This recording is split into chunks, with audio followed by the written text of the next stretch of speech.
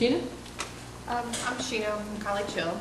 Our question is what are those qualities or what is it that attracts developers to your community? And we are a community that has been told that we have not spiraled down far enough yet, and that we are not a focus of the city because we are not part of the Go Cincinnati initiative.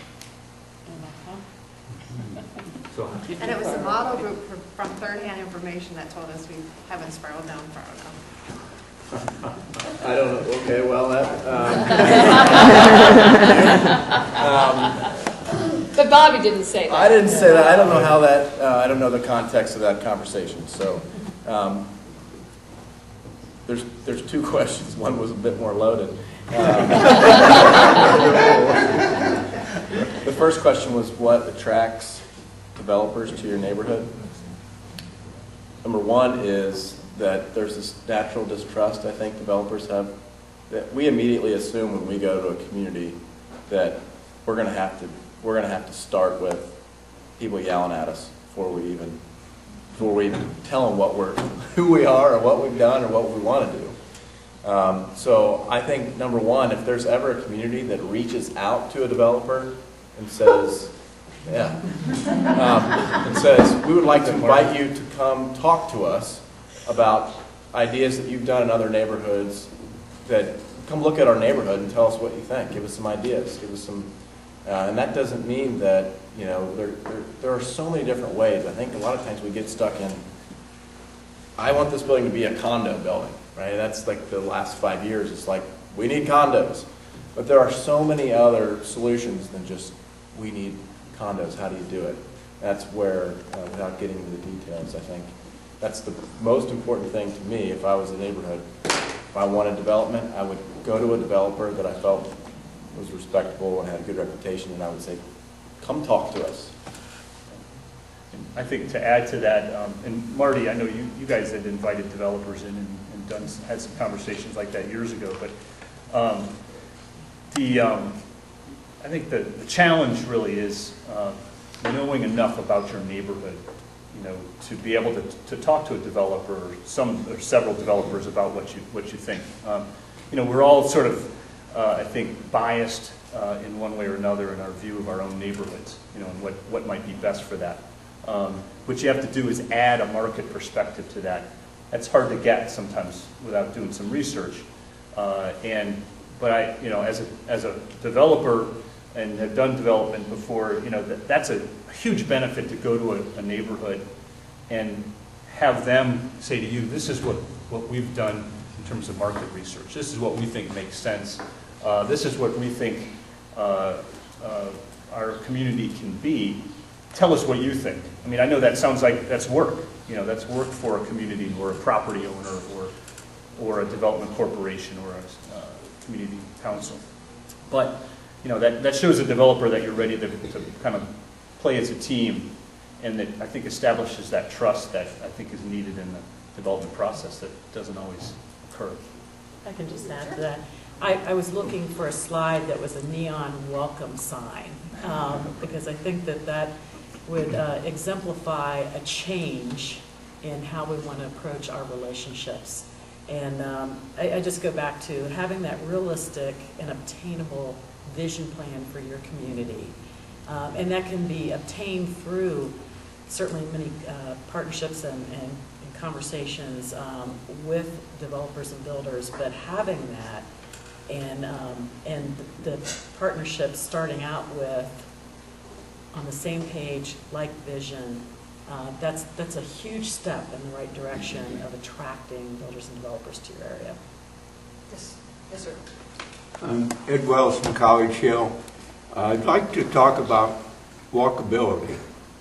We have a nice transportation system, bus lines. 3 bus divisions come down Hamilton Avenue. That's our main district, business district.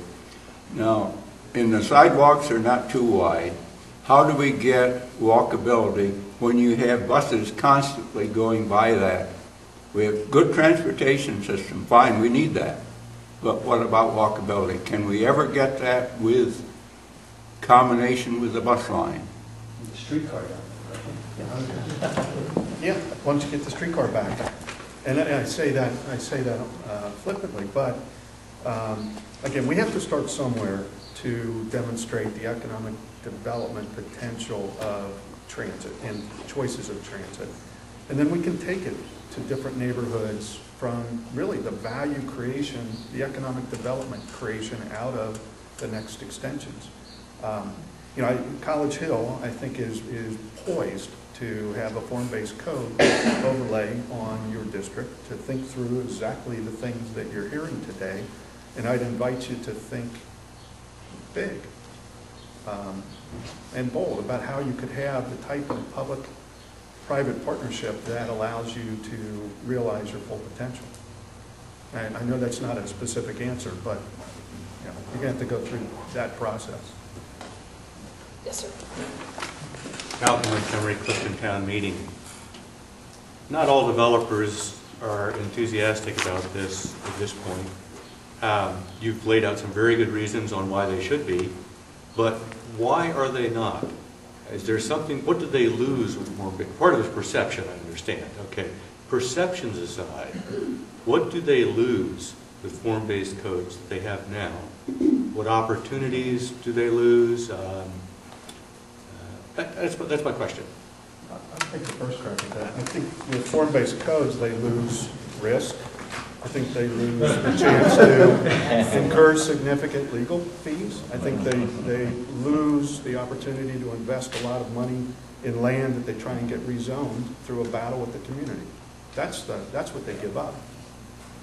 But I think to add to Scott, Malcolm, you know, it's something different. It's something new. You know, developers, like everybody else, you kind of get used to doing something a certain way, even if it's adversarial, even if it's painful, you still do it. It's that sort of, you know, goofy relationship we have with permitting and with the city process and with community councils and other entities. But I'm with Scott. I'm scratching my head thinking of reasons why developers wouldn't embrace form-based code because of the lower risk, because of the understandability and predictability of the process. I mean, that's all good. That's all fantastic.